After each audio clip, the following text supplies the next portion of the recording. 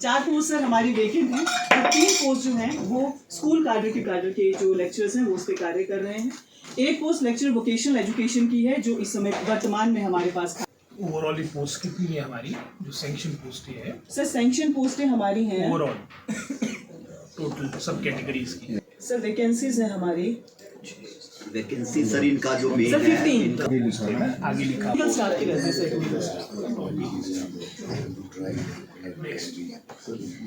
Sir जो कार्य परिषद major programs for enhancing the quality of school education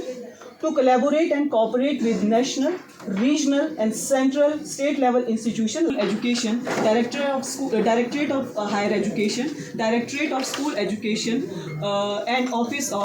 sir प्रदेश द्वारा एक ट्रेनिंग एंड डेवलपमेंट पॉलिसी बनाई गई है जिसके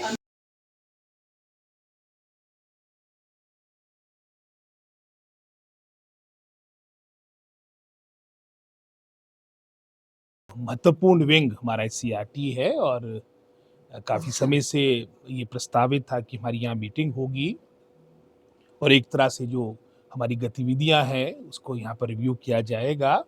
तो भी ये मीटिंग प्रारंभ हुई है और निश्चित रूप में हमारे विभाग में SCRT का एक महत्वपूर्ण, मैं समझता हूँ, एक रोल रहता है और क्वालिटी एजुकेशन वर्तमान सरकार की प्राथमिकता है और उस दृष्टिकोण से हम कैसे SCRT को और सुदृढ़ कर सकते हैं उसके बारे में विस्तार से बात होगी। और मेरे साथ आज की जो हमारी रिव्यू बैठक है उसमें हमारे तीनों HODs, चाहे उसमें डायरेक्टर स्कूल एजुकेशन की बात करें, डायरेक्टर हायर एजुकेशन की बात करें, हमारे समग्र शिक्षा के डायरेक्टर और सेक्टर एजुकेशन बोर्ड भी आए, क्योंकि इस बैठक के बाद एक हमारा करिकुलम से संबंधित भी एक बैठक होनी है जिसमें हम हिमाचल के परिवेक्ष में जो बातें आनी है उसके बारे में विस्तार से चर्चा करेंगे। इसमें मुख्यतः हमारा जो हिस्ट्री, आर्ट एंड कल्चर है हमारे प्रदेश का, बाकी तो मुख्यतः लगभग NCERT के ही जो हमारा करिकुलम होता है उसको भी फॉलो किया जाता है, लेकिन हिमाचल के लैंडस्केप के अनुसार यहाँ के परिवेक्ष में जो हमारा हिस्ट्री, आर्ट एंड कल्चर, उसमें क्या नई बातें हम इंट्रोड्यूस कर सकते हैं उसके बारे में विस्तार से बातें होगी। सर एक सरकार ने बड़ा महत्वपूर्ण डिसीजन लिया था SCRT और डाइट को लेकर जी कि जो स्टाफ होगा वो वेल क्वालिफाइड होगा। आपने एक उसके लिए नीति भी जी बनाई जी लेकिन क्या वजह रही कि उसको लागू नहीं किया? आप जानते हैं कि हमारी जो सरकार की सोच थी, हमारे विभाग की सोच थी, सोच यही थी कि एक तरह से जो हमारा SCRT है, डाइट है, एक बहुत ही महत्वपूर्ण कार्य करते हैं, चाहे करिकुलम को रिवाइज करने की बात हो, उसको अपडेट करने की बात हो, टीचर्स को ट्रेन करने की बात हो। इसी सोच के साथ मैं समझता हूँ हमने कुछ संशोधन भी लाया था, लेकिन निश्चित रूप में जो हमने भी क्वालिफिकेशन फिक्स की थी उसके अनुसार इतने पात्र कैंडिडेट नहीं आए, तो हम पुनः कैबिनेट में इन सब बातों को लेकर जाएंगे, क्योंकि जैसे मैंने पहले भी कहा, मेरे अनुसार हमारी जो सोच है, SCRT एक तरह का हमारा शिक्षा विभाग का थिंक टैंक है और जो उसमें अधिकारी है, टीचर्स है, प्रिंसिपल्स है, एक डेडिकेशन के साथ यहाँ पर कार्य करे। एक तरह से जो एक पिछली अनुभव रहे हैं जिनकी कहीं एडजस्टमेंट नहीं होती है वो फिर SCRT में करा लिया करते थे। तो एक संशोधन, जो क्वालिटी एजुकेशन हमारी वर्तमान सरकार की प्राथमिकता रही है, तो हमारी सोच यही थी कि जो हमारे SCRT और डाइट में जो विशेषकर हमारे टीचर्स आएंगे वो डेडिकेटेड लोग हो, और उसी सोच के साथ ये हमने कैबिनेट से प्रस्ताव पारित किया था। लेकिन उसमें अभी तक जिस तरह से हमने उसमें क्वालिफिकेशन काफ़ी हाई रखी है, हमें पात्र कैंडिडेट नहीं मिले हैं, तो निश्चित रूप में उसमें किस तरह से आगे हमने बढ़ना है उसके बारे में विभाग विचार करेगा। अभी जो बैठक हो रही है सर, उसमें आपने SCRT को लगाया कि जो ट्रेनिंग प्रोग्राम हो रहे हैं जी, वो उस तरह के नहीं हो रहे, उससे आप संतुष्ट नजर नहीं आए? तो अब पहली बैठक है तो आप समझ सकते हैं कि पहली बैठक में तो कई बातों को अनदेखा भी करना पड़ता है, लेकिन मैं पुनः आगे यहाँ पर आऊँगा और जैसे मैंने कहा कि इसका अपना एक महत्वपूर्ण स्थान है हमारे शिक्षा विभाग में, और उसको निश्चित रूप में उसको और रेलेवेंट करने के लिए जो विभाग के द्वारा प्रयास करने हैं वो किए जाएंगे। सर जैसे कि ये रिसर्च सेंटर है, तो आपको क्या लगता है कि ये जो ज़मीनी स्तर तक यानी कि बच्चों तक जो इसका लाभ पहुंच रहा है कि नहीं? आपकी मुस्कुराहट ये बात बता रही है, लेकिन निश्चित रूप में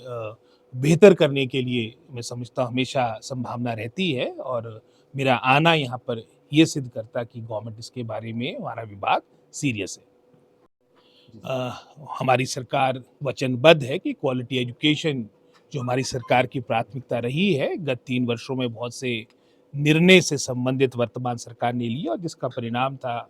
जो भी आपकी रैंकिंग, सर्वेक्षण, सर्वेज आपके किए गए, चाहे वो मैं समझता हूँ कई ऐसे राष्ट्रीय स्तर की बड़ी प्रतिष्ठित संस्थाएं, जैसे उदाहरण के तौर पे परख हमारी बहुत ही शिक्षा के क्षेत्र में बहुत ही मैं समझता हूँ रिकॉग्नाइज संस्था है, उसके द्वारा भी जब आपका सर्वे हुआ, सर्वेक्षण हुआ, उसमें हिमाचल प्रदेश का रीडिंग और लर्निंग लेवल पूरे भारतवर्ष में सबसे बेहतर आंका गया है। और इसी तरह से चाहे न्यास की रिपोर्ट हो जो 2021 में आप 21वें स्थान पे पहुंच चुके थे, जो गवर्नमेंट ऑफ इंडिया की रिपोर्ट है, उसमें भी अगर आप स्टेट्स की बात करेंगे, आउट ऑफ 28 हम नंबर 3 पे हमारी रैंक है। और अगर उसमें हम यूनियन टेरिटरीज को इंक्लूड करते, उदाहरण के तौर पे चंडीगढ़ अंडरस्टूड है हमारे से बेहतर होगा, तो हमारी रैंक हिमाचल प्रदेश की 5वीं, काफ़ी बड़ी छलांग मैं समझता हूँ हमारे वर्तमान 3 वर्षों में जो शिक्षा विभाग के द्वारा प्रयास हुए, उसके धरातल में परिणाम देखने को मिले हैं।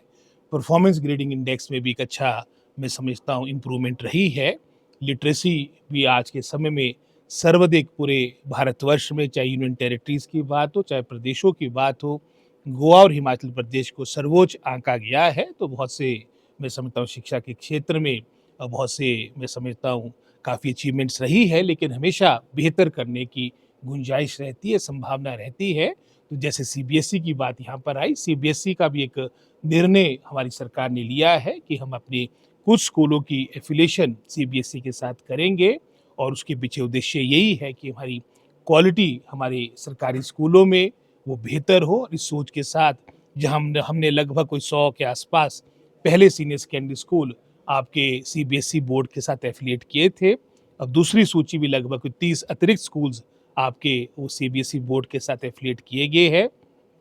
और उद्देश्य यही है कि क्वालिटी एजुकेशन सरकारी हमारे तंत्र में, सरकारी हमारे स्कूलों में आपके बेहतर हो, और इसी सोच के साथ ये निर्णय लिए गए हैं और ये मैं अवश्य आपके साथ बात साझा करना चाहूँगा।